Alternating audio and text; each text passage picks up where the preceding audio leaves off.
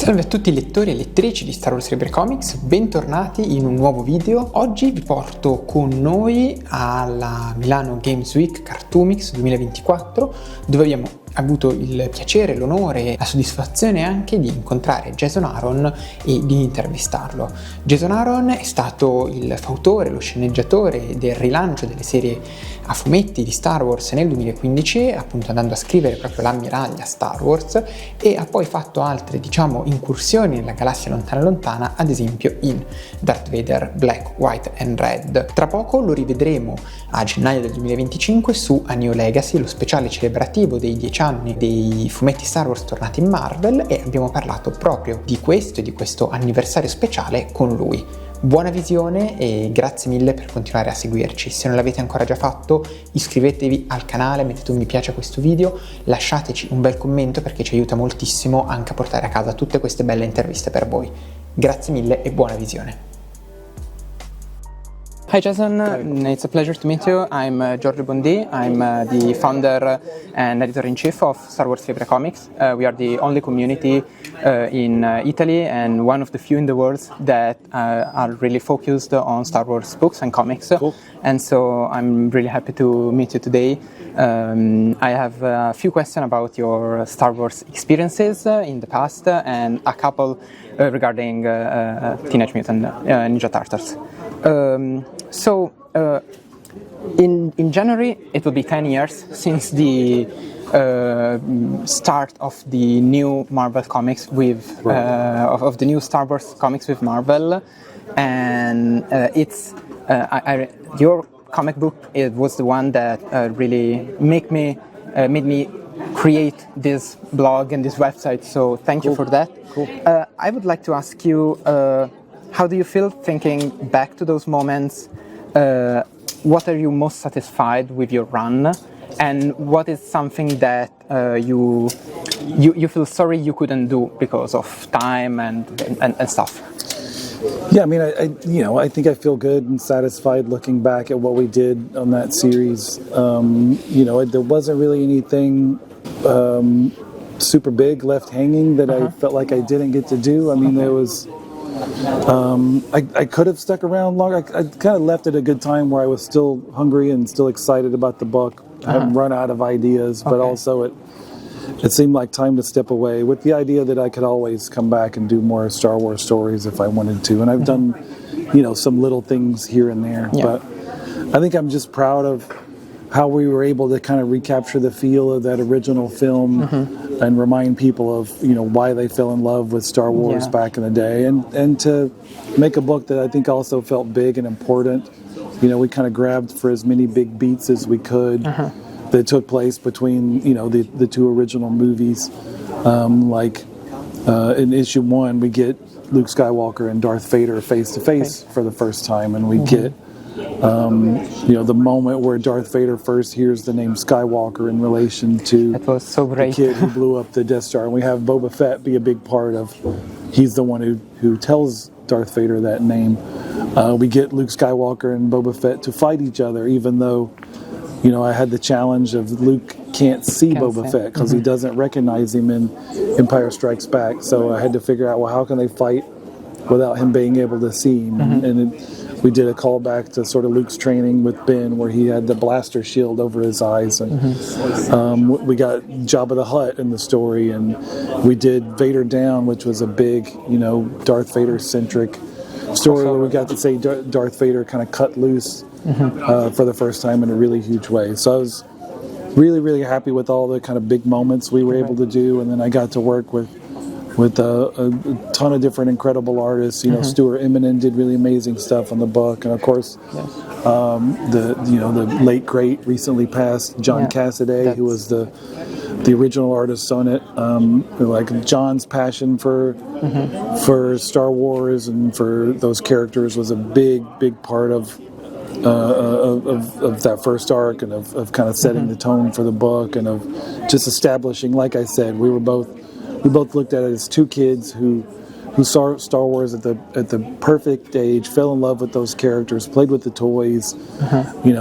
Some of the first storytelling we did as kids were figuring out our own Star Wars stories, and then there we were as adults, getting to walk through the Lucasfilm archives together and look at the boxes of lightsabers and the Han Solo frozen in carbonite, like on the floor, shoved up under a shelf, and John and I felt like those kids again. Yeah. And that's really how we wrote and drew the book. Was just as those kids, full of passion. It must feel great.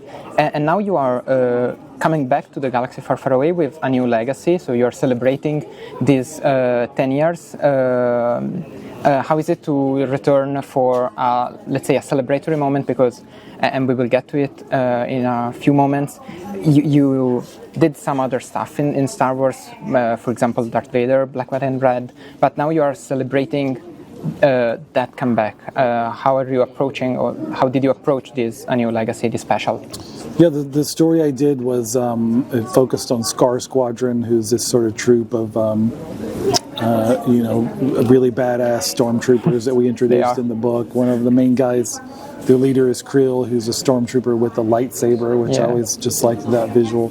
So I wanted to do another story with those guys. I've wanted to come back and do something else with them, and this is a little teaser of that. And maybe there could be more down the line. We'll see. But I think it's cool that we're doing this special to kind of celebrate those original Star Wars comics, because it did feel like a really special time. It was. Like we were kind of the first new Star Wars thing after Disney bought Lucasfilm. And that first issue of that book sold over 1 million copies, which was incredible. Yeah, it's still the best-selling comic, in 30 years now, I guess, at this point. And it was just a cool thing to be a part of. Working with Kieran Gillen, he's also got a story in the special. It felt really fun. It still felt like just a small group of us getting to figure out those Star Wars stories in the midst of Lucasfilm ramping up to doing more movies and just everything that has come since then. It felt like we sort of snuck through the door a little bit and got a lot of attention and created a lot of new characters. Kieran's Dr. Afra. Yeah, Afra, and then the murderous droids that he created, and I added Son of Staros, who was sort of Han Solo's ex-wife. And she's continued to be a big part of the story going forward. So it's cool to see those characters that we added to the mix, still a big part of what Marvel's doing. Yeah, they definitely became iconic characters, something that nowadays we consider part of Star Wars as any other character. So you and all the other authors really, I think, really centered the point, the mark, and that was great. I think it's great. Going now to Darth Vader Black, White, and Red, the feeling that I got while reading your story is that you really describe him as an unstoppable being. So I would like to ask you, what is Darth Vader for you? What does Darth Vader represent for you? Is it just a villain? Is it something more? And because the thing that is so inevitable as in the Marvel movies, as Thanos is inevitable in that story, and Darth Vader in that story is unstoppable. So, what does he represent to you? Yeah, I think I always wrote him as exactly that. It's just kind of the ultimate villain, the ultimate unstoppable force. Because to me, when I think of Vader, I still think of those original films. So I was always writing him as Darth Vader, really more than Anakin Skywalker, right? That's a different kind of character, different kind of approach. So there's no conflict in your Darth Vader. Right. He's Vader. Right.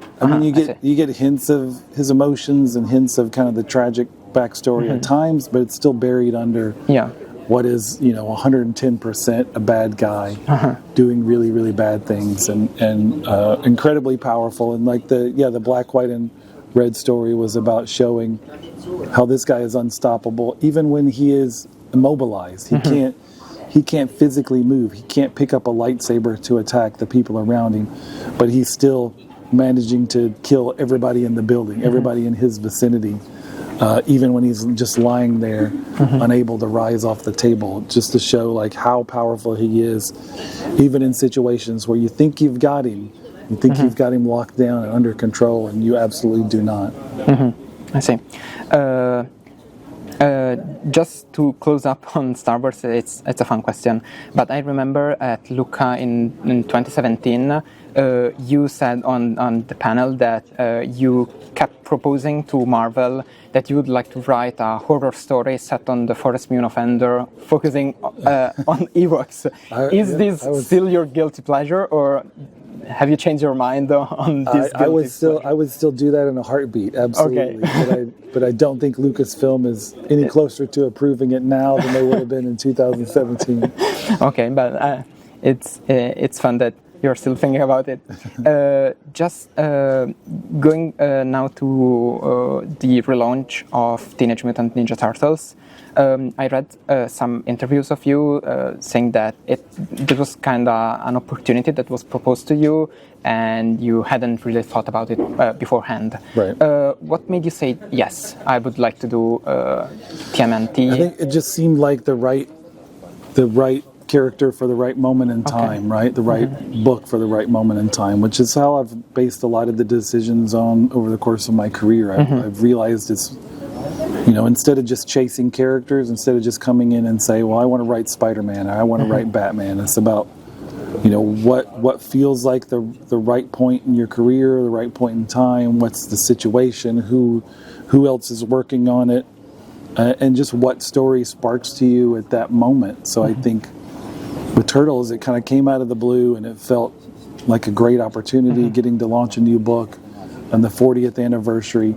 And then I just felt like I think I have a story that I could tell with these guys, which I wouldn't have thought of before, but it just something sparked in my brain at the right time. And that was the same way as when I did Thor, and Absolute Superman. Like a lot of the books I think I've done my best work on are things that just kind of popped up out of the blue, and I realized at that moment, I want to do this. Okay.